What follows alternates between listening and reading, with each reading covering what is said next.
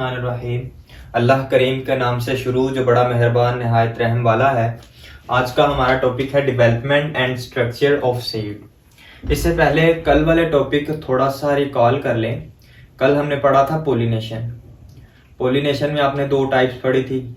Pollination की सबसे पहली डेफिनेशन ये थी कि पोलन ग्रेन का एंथर से स्टिग्मा पर मुंतकिल होना। आगे उसकी दो टाइप पढ़ी थी आपने, क्रॉस पोलिनेशन और सेल्फ पोलिनेशन। आगे आपने एक टेबल पढ़ा था, उसमें विंड पोलिनेटेड प्लांट्स की आपने अडेप्टेशंस पढ़ी थी और इंसेक्ट्स पोलिनेटेड प्लांट की अडेप्टेशंस पढ़ी थी। उसके बाद जो हमारा टॉपिक है वो है development and structure of seed. सबसे पहले अगर आपको सीड की डेफिनेशन पूछ ली जाए तो आप इस तरह से लिख सकते हैं, after fertilization in female gametophyte. ठीक है, ये वर्ड फीमेल गैमेटोफाइट, जब फर्टिलाइजेशन हो जाती है यानी फ्यूजन ऑफ गैमीट्स हो जाती है इन फीमेल, यानी जब एग के पास हमेशा स्पर्म आता है, एग स्पर्म के पास नहीं चल के जाता, तो जाइगोट बन जाता है। फ्यूजन ऑफ गैमीट होगी मतलब जाइगोट बन गया। Zygote develop into embryo. Zygote जो है वो तब्दील हो जाएगा एम्ब्रियो में। एम्ब्रियो क्या है? एक इमेच्योर प्लांट है। एम्ब्रियो क्या है? इमेच्योर प्लांट है।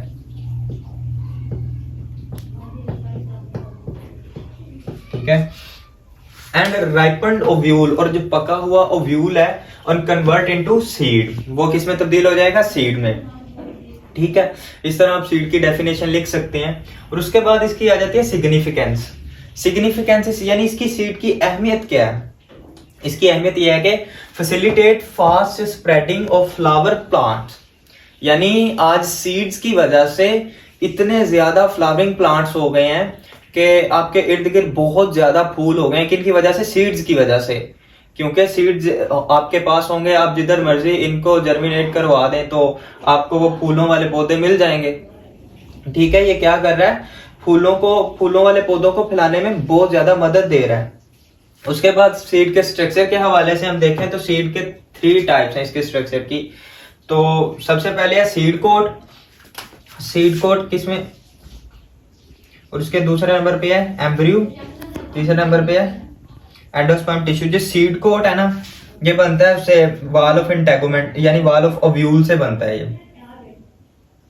इसको आप हिफाजती तह भी कह सकते हो, हिफाजती छिलका भी कह सकते हो। ठीक है। और जो एम्ब्रियो है, एम्ब्रियो क्या है? इमेच्योर प्लांट है।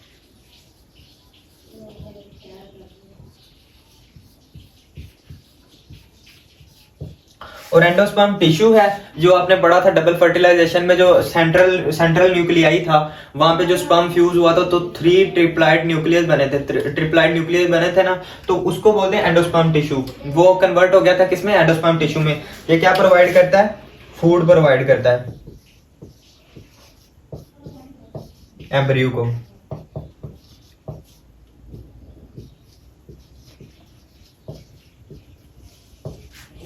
ठीक है, यहां तक समझ आ गई होगी आपको।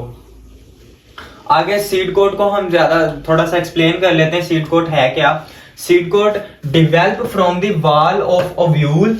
वॉल ऑफ ओव्यूल से ये क्या बना है? ये डिवेल्प हुआ है, यानी वॉल ऑफ ओव्यूल किस में तब्दील हो गई है? सीड कोट में। सीड कोट क्या है? एक छिलका होता है, छिलके के अंदर बीज होता है ना।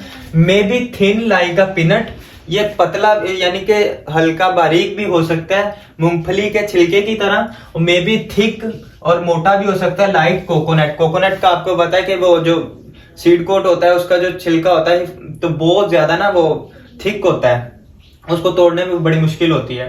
तो कहता है seed coat develop from the wall of ovule, may be thin like a peanut, may be thick like a coconut. ये वही सीड कोट की डेफिनेशन। उसके बाद हाइलम, ये 2 टर्म्स हैं 3, इनको देख लें। हाइलम क्या है?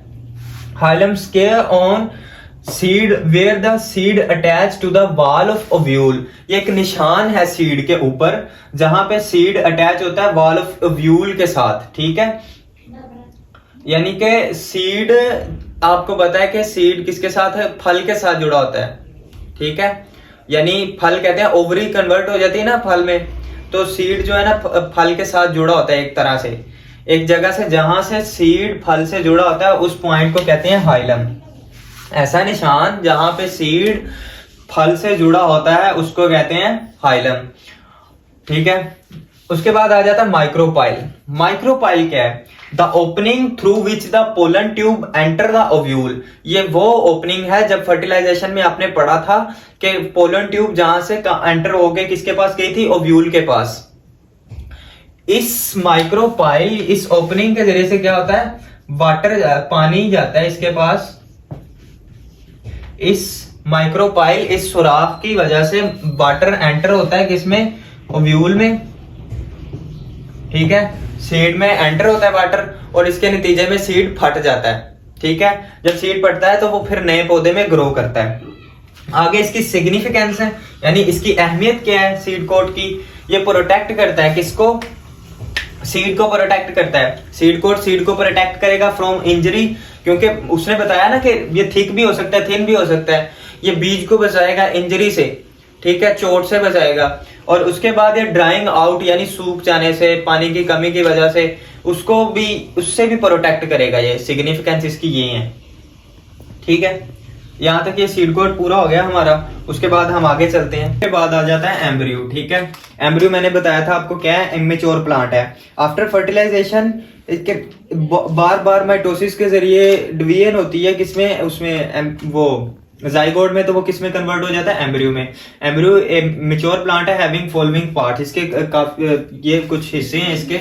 रेडिकल, सबसे पहले रेडिकल क्या है, radicle develop into root, radicle root में डिवेल्प हो जाती है, चेंज हो जाती है, ठीक है। क्योंकि एम्ब्रियो ने अब जब इसको सुइटेबल कंडीशन मिलेगी, न्यूट्रिएंट्स मिलेंगे, वाटर मिलेगा, सनलाइट मिलेगी, तो क्या करेगा, ग्रो करेगा।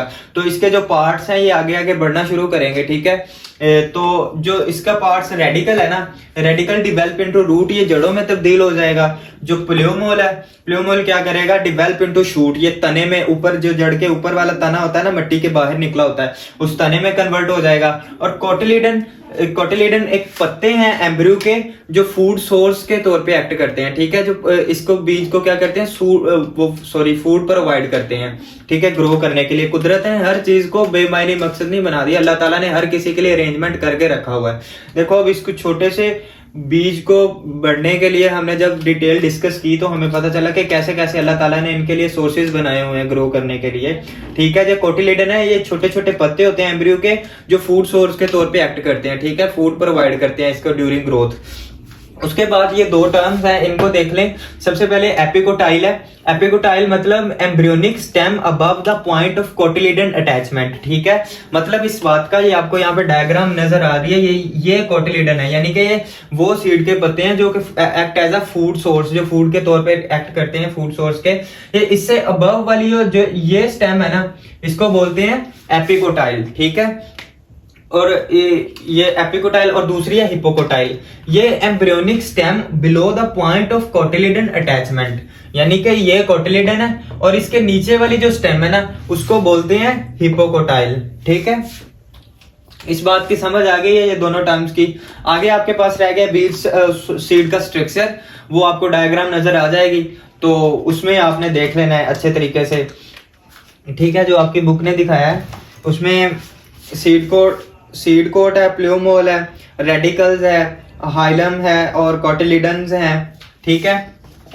ये आपका हो गया development and structure of seed, इसको आपने पढ़ लेना अच्छे तरीके से। और